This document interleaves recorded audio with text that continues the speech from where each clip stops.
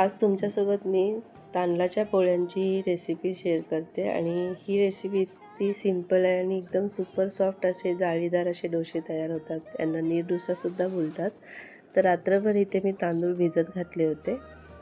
बासमती तांदूळ सोडून दुसरे तांदूळ कोणतेही घेऊ शकतो आणि छान भिजून झाल्याच्या नंतर मिक्सर जारमध्ये याच्यामध्ये मी एक अर्धा वाटी नारळ घालून यांना वाटून घेतले। थोडं रवाळ ठेवले आणि सगळं असं वाटून घेतलं।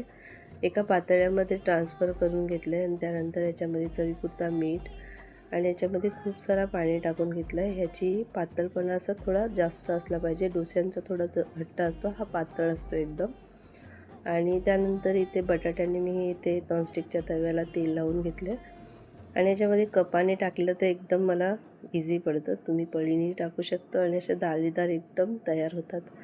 तर याला झाकण वगैरे काही टाकायची गरज नाही लागत। थोडं तेल टाकायचं आहे आणि असं वाफेवरच होऊन द्यायचे। एक बाजू झाली की दुसरी बाजूला एकदम असं इझिली पलटून घ्यायचे आणि खूप सुपर सॉफ्ट असे हे जाळीदार नीर डोसा तयार आहे। माझे मिस्टर तमिळ आहेत, तर त्यांच्यासाठी हे नीर डोसे आहेत आणि माझ्यासाठी हे तांदळाचे पोळे आहेत। तर ह्या लोकांसाठी मी अंडा कढीसोबत किंवा चिकन करीसोबत बनवते आणि माझ्यासाठी कोकोनट चटणीसोबत खूपच छान असे बनतात।